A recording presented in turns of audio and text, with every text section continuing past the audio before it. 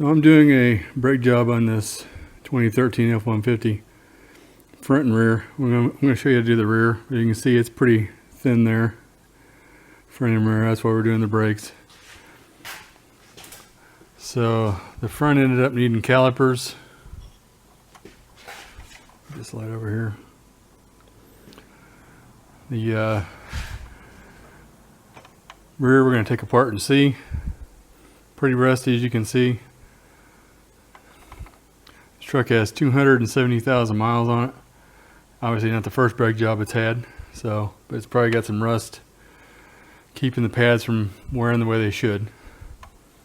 So we are going to go ahead and get started. Alright, let's go ahead and take this apart. Might get a little loud with the compressor going. First you got to take your caliper off, and then the bracket.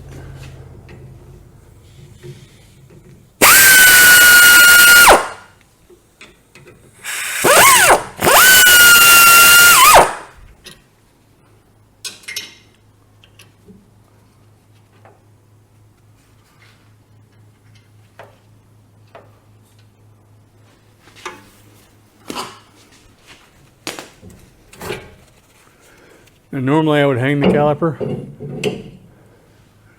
and I probably should.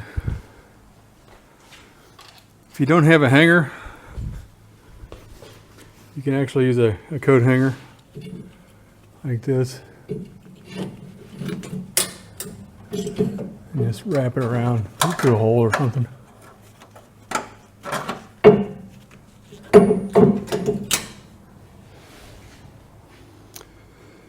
But as long as it doesn't fall off, you're fine. But sometimes it can get knocked off. That's why a little added protection is not a bad thing. You don't want to let it hang by this hose.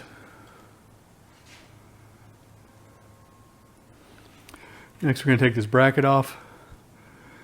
I like to keep the pads in there because I want to look at the pads, the way they're wearing. And I also don't want to move the slides just yet. I like to look at the slides. Yeah, see if they're bound up or not before you take it apart.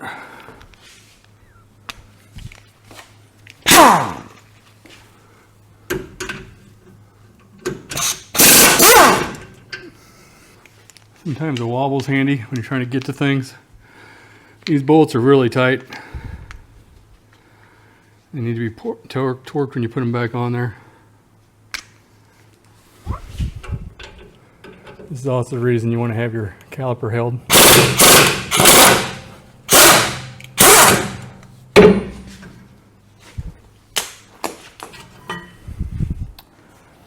Alright, so let's have a look at this. Pretty thin. We're fairly evenly though. These move in nice.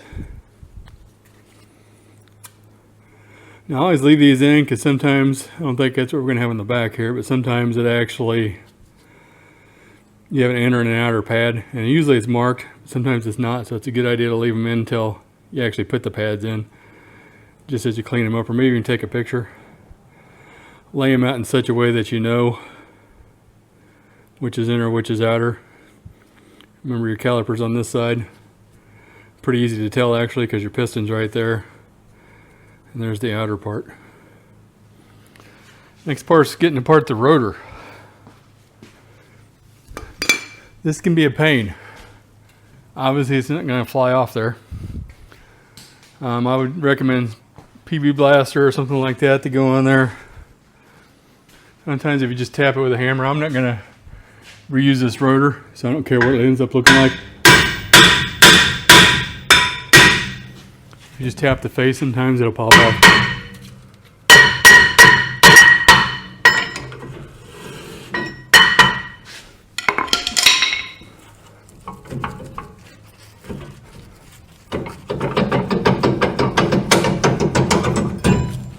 There it comes.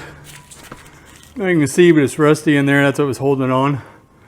This has a parking brake right here. Basically, it's a drum brake. As You also want to check to make sure all that works. I usually don't check that brake or any parking brake on drum style like this, even on the old drum style, until I get the drum off. Because it's nothing more fun than the cable sticking when you're checking the parking brake, and then you got to try to get the drum off. So I wait till after I get it apart and then go check it. All right, so we're gonna clean everything up, clean up the new rotors, install new pads. I'll go through the whole procedure. All right, before you put the rotor on, you've got to clean up the hub. There could be some rust on that hub that's causing some issues. Some run-out issues to where you would have a pulsating pedal. So I usually start out with this right here.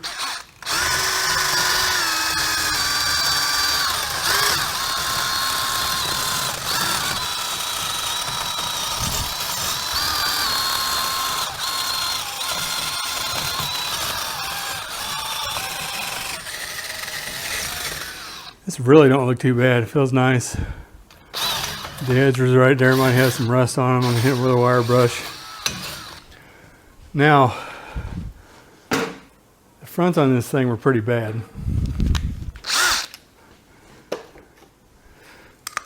The other tool you can use is this.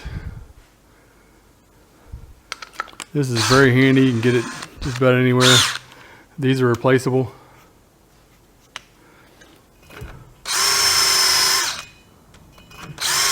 It's actually real hard to get around that lug stud. It's getting worn out, but you kind of get the idea. And it's a really coarse one, so you can get in there and hit it hard if you have anything going on. Then I like to hit that with brake clean.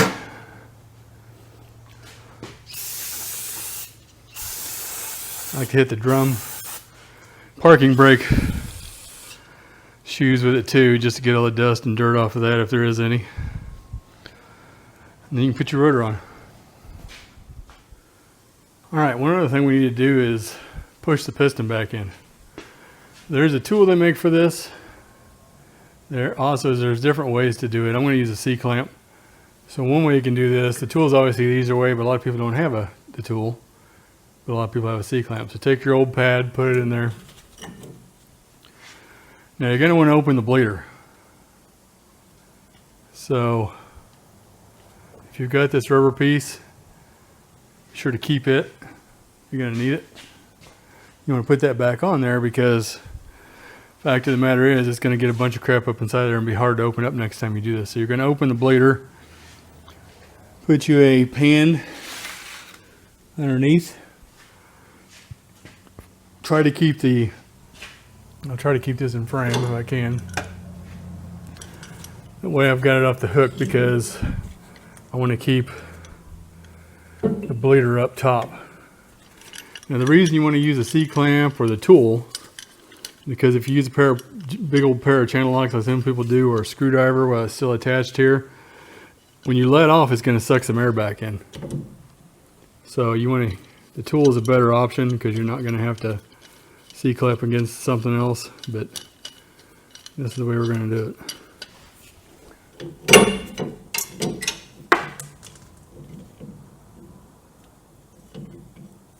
Let's get it in the center, give it a little pressure.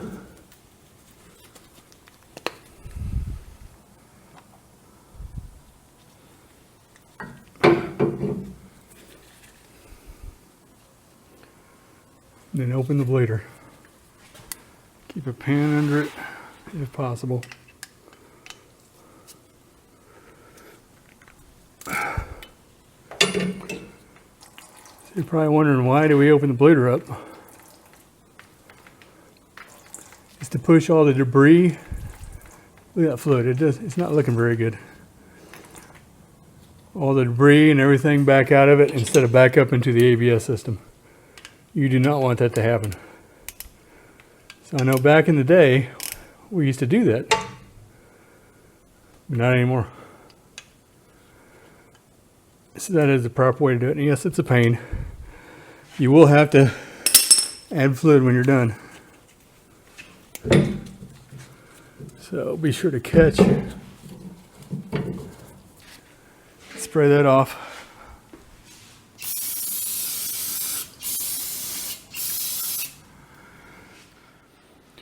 All right, the next step is to clean the rotors, which you're going to put on. I'm putting new rotors on this. Now, if you've got a coating all over everything, it's not bare metal, that coating stays on if it's not an oil. There's a coating that actually goes in there and helps the bed-in process of the brakes. On the one I've got, it's got the crosshatch going through there. That helps the bed-in process, but that is bare metal. So I clean that with brake clean. You cannot have any oil on there. It's got to be nice and clean. So we're going to use brake clean. Some of this actually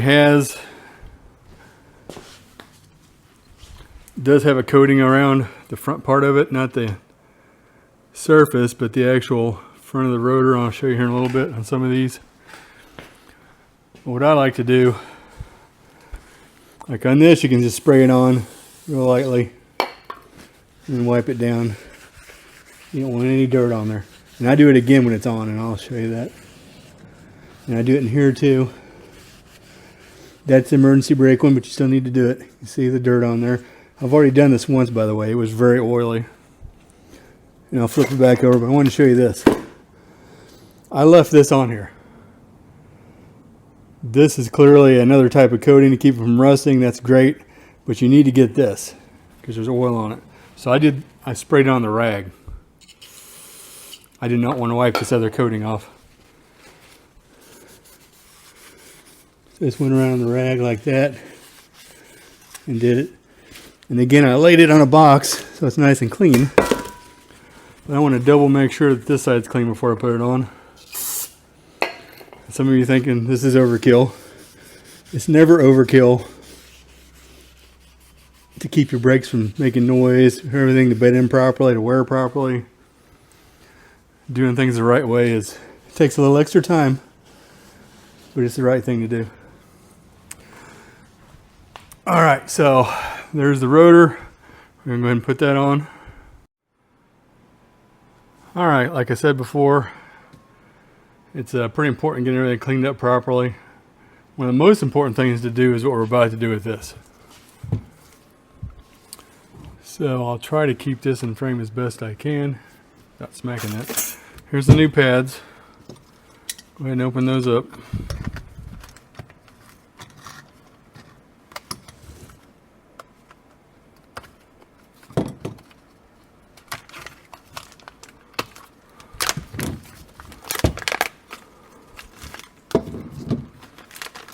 And notice I'm wearing gloves.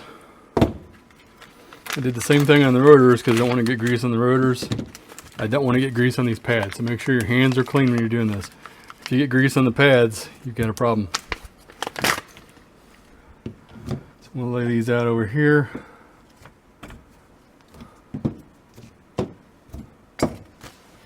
These are hardware.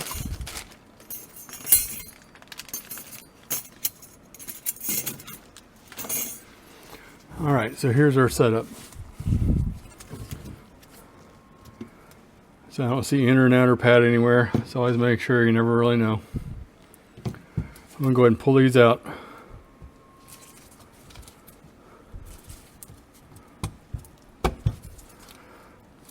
They're actually pretty tight.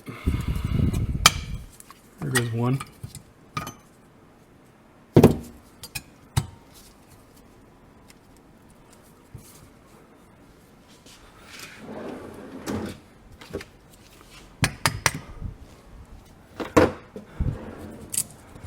There's the other one. And go ahead and take these off. You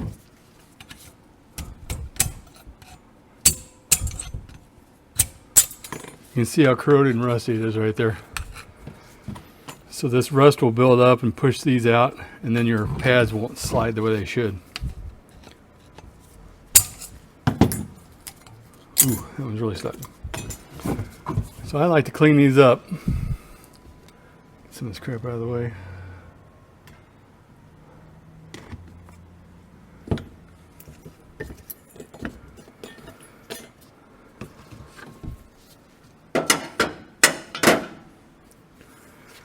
With something like this. You could use a wire brush too. Back in the day I would use a kind of a die grinder kind of thing because everything was air powered, but these days a lot of technicians use electrical stuff, which is nice. Things have changed.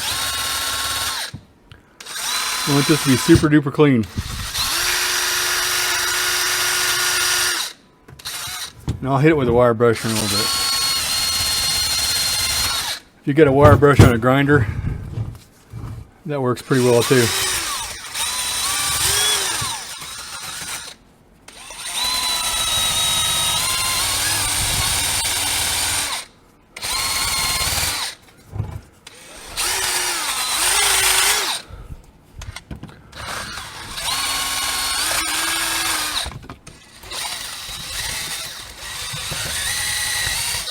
I like to use these big ones because then I can get back in behind here and do that. Just the size of it too.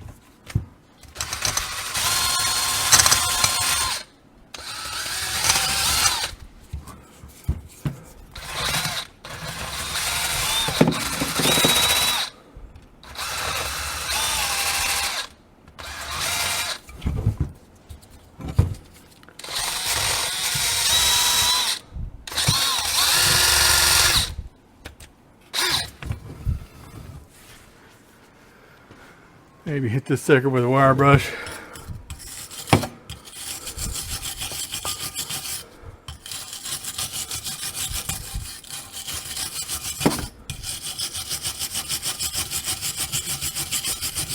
Ugh.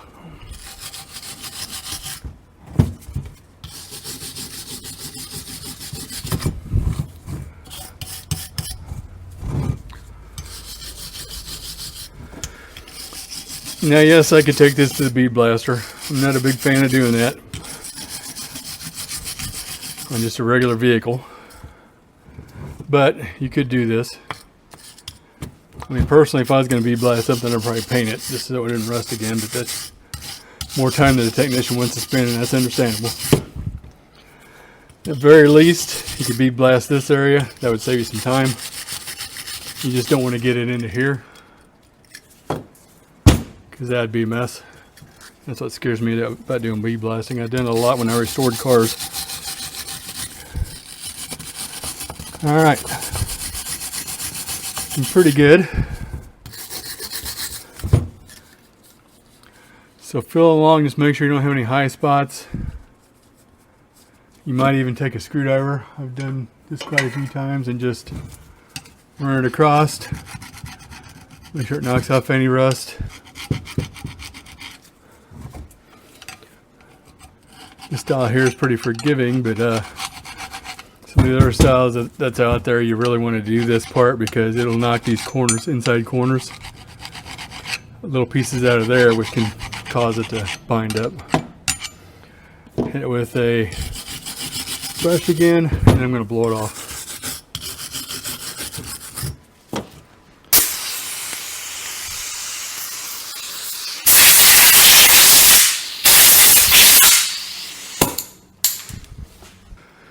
Now you want to put your hardware on. If you look at your hardware, there's a notch right here. So that is going to be in this notch right here. So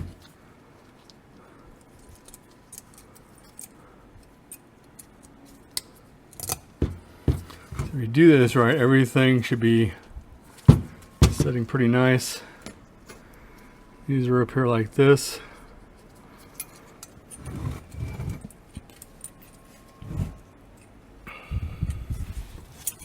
So again, I don't know if you can see it, the notch right there.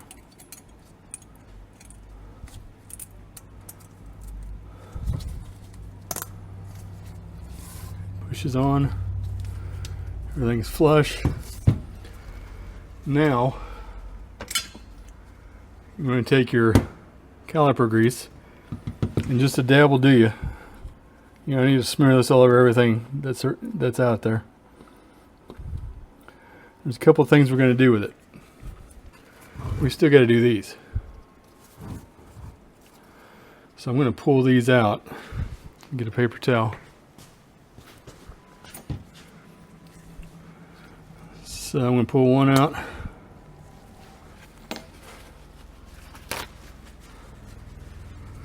This is going to be this side. It really doesn't matter what order you do these in. I like to do the cleaning first so I don't get anything up in here. And then I can pull these off because these are sealed. Now if you look, I'll clean that off.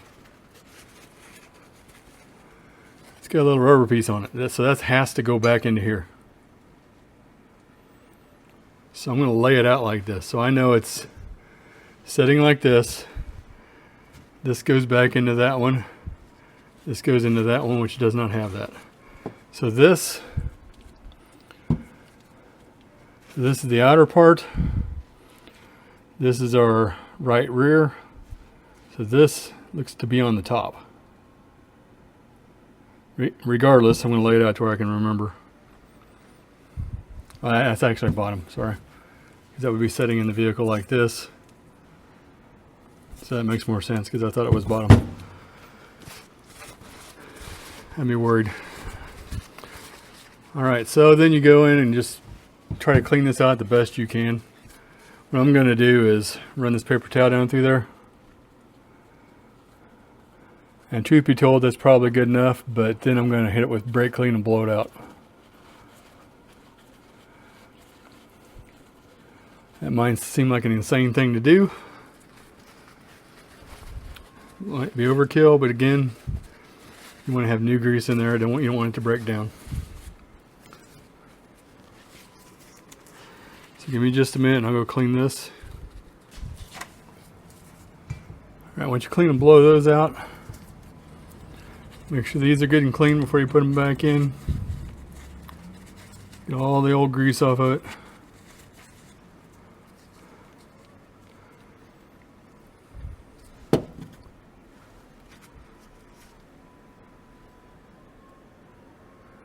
Again, a dab will do you.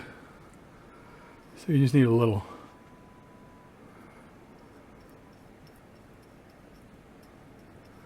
Just enough to kind of cover it, lightly cover it.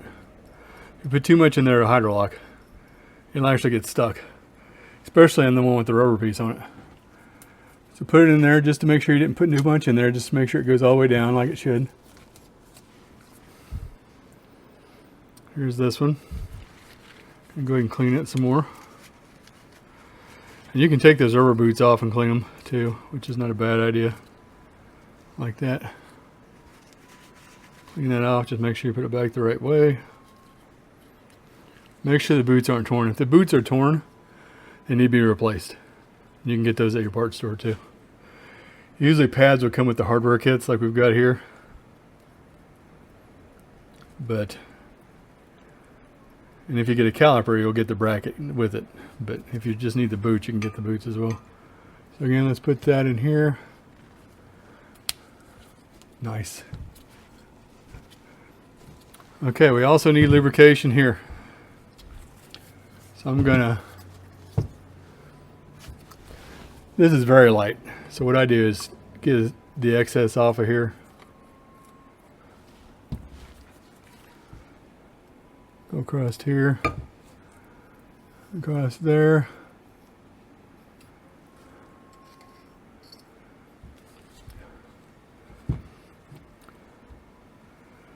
And that might even be too much. So I'm just going to wipe the excess off, make sure I've got plenty on there.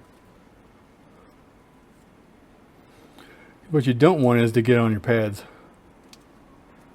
But you want enough for lubrication on there. These are a little tricky because you want it up in there and on the bottom too. So just make sure you've got lubrication all the way around. Okay. Close that up. Now notice I've got this all over my hands and I'm about to put pads on here. I do not want this on the pad, so I'm going to change gloves.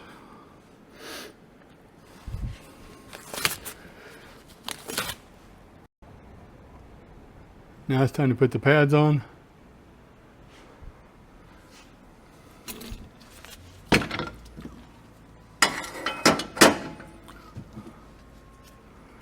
So you just simply slide them in there. They should slide in easy too. You should not have to have a hammer to take them back out. Like that. Nice. So if they slide easy, that means things are going to be good. That's exactly what we want. So again, do not get the face dirty of this. Don't get it against the rust. That's why I changed gloves, so we didn't get dirty. This slides up under there. Slides into there, don't get any grease on it. Now another trick to kind of keep sometimes some noise from happening is you can put grease where the caliper rides. So like on this old pad here, I could put grease around here where the piston rides. That would be the inner. The outer, I could put it right here. So you just add a little dab. Again, you don't need a lot. This is not a necessary step, but it's something a lot of technicians do. There's disc brake quiet, which they sell, which kind of does the same thing, but I'm not a huge fan of that. And usually I'll just take my finger and kind of do that. And yes, you could do this before you put it on there. But I didn't want to get anything on these pads. So the pads are nice and clean. What you see there was the way it was out of the box. All right. So now it's time to go back on the vehicle. All right. Next step, everything's clean. Make sure your pads are clean. You put this on there.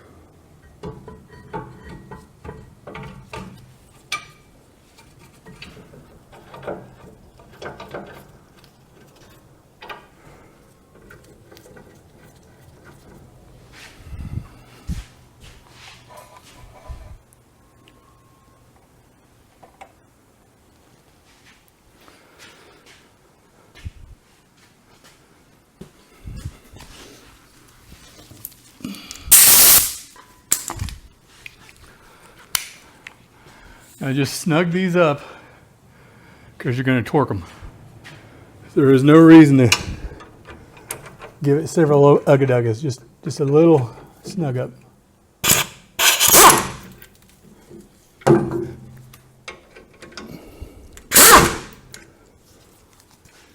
Like that.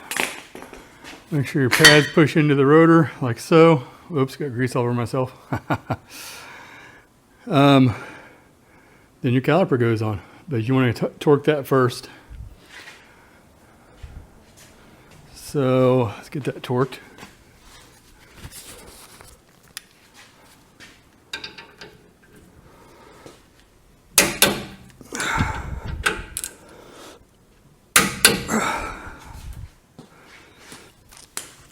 All right.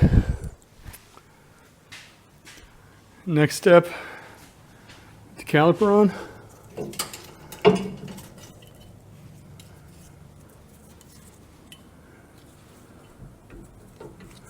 I have to push these sliders in a little bit.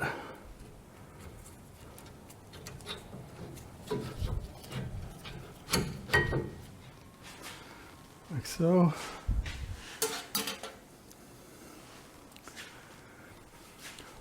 Of course, these have a torque spec as well.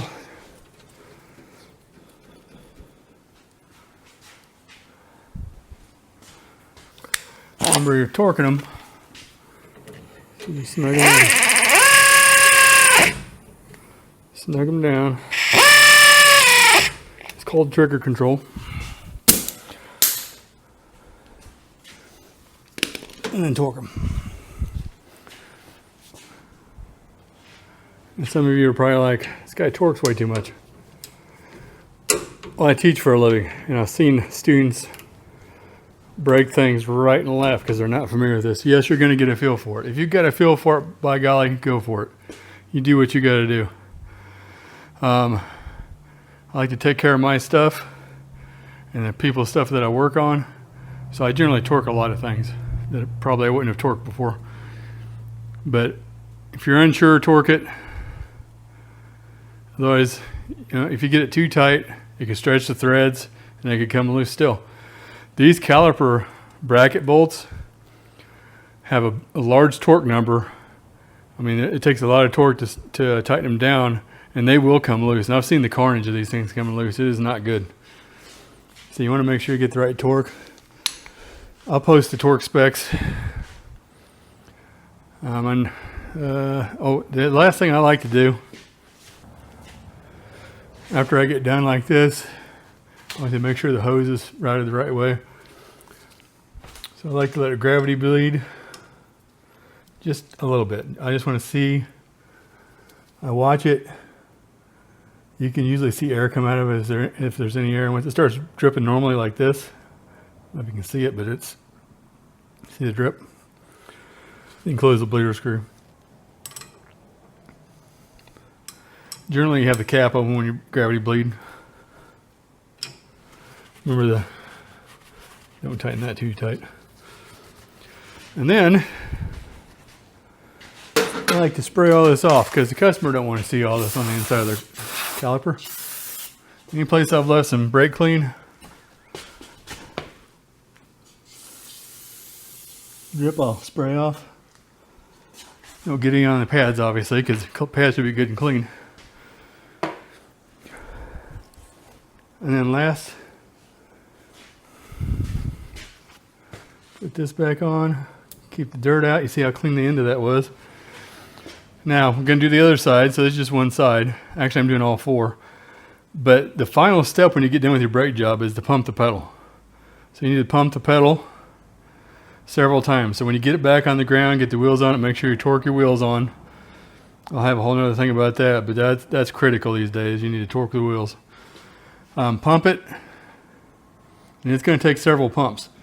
When you get it on the ground, actually before you pump it, you put your wheels on, get it on the ground, you're done with all your brakes, fill your brake fluid master cylinder up because you're probably low unless you've added some in the past. So another reason we do this, where we push this out, it isn't going to pump the fluid up into the master cylinder. So master cylinder, you can put clean fluid in it. So get it down on the ground, make sure that's full before you do this. Pump the brakes. The pistons will come out, and it may take 5-6 times, but eventually you'll get a pedal. Especially if I'm doing all four brakes, so it's going to take all four of them pushing out for me to get a brake pedal. Do not go drive the thing until you pump it out of there. I've seen people pull out of the dealership, back the car out into another car because the brakes weren't pumped up. And all you had to do is pump the brakes up. So when you get down to the brake job, you just pump the brakes up. Make sure you have a brake pedal before you put it in any gear. And then you're done. You got to go burnish your brakes. And there's a procedure for that. It's basically a stop-go procedure. I'll put that in the comments as well, so you can look at that. That's basically a regular rotor and pad. We used to call it a rotor and pad slap, but there's a lot more to it, as you can see, because we want to have the right hardware on there. We want to have everything greased and lubed the way it should and everything moving. So this brake job should last a long time. This truck has 270,000 miles on it. So, all right, so let's check the brake fluid.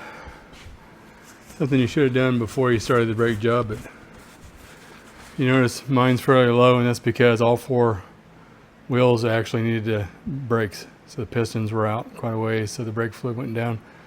So if I'd have pushed the calipers in without opening the bleeders, it would have came up. But since we opened the bleeders and pushed the calipers in like we're supposed to, we need to fill this back up. Now always wipe off any dirt and debris off this thing best you can. The design of it these days, you really aren't going to get anything in there, but it never can be too safe. The older stuff, man, stuff would fall in there all the time when you open the cap up. All right, so first thing you want to look at you haven't looked at it already, is just make sure that that thing's not all swollen up. Because if so, somebody's put something petroleum based in there, and you're going to have to replace everything rubber in the system. Dot 3, you can see that. So only put dot 3 in here. Some cars take dot 4. So make sure you read the cap, put the right stuff in there. I'm just going to go ahead and fill it up.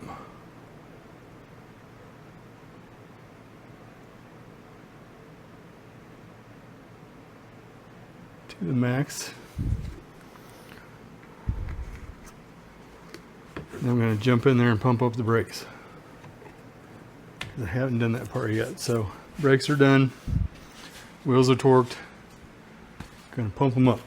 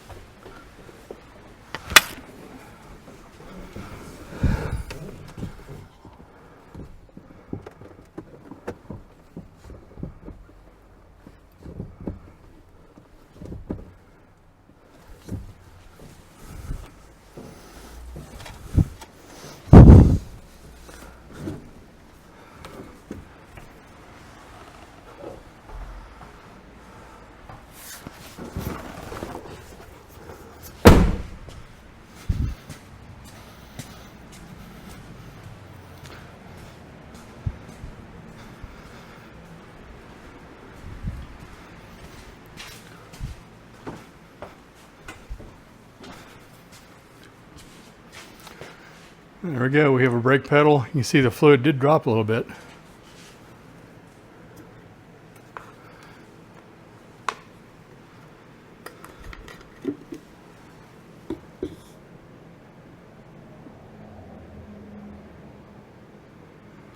Right to the max line. Remember, brake fluid absorbs moisture, it's hygroscopic, so you need to do a brake flush every now and again. Like a container like I just used was fresh. I usually get a small one because if it sets for too long, it's going to absorb moisture and you really don't want to use it. There we go.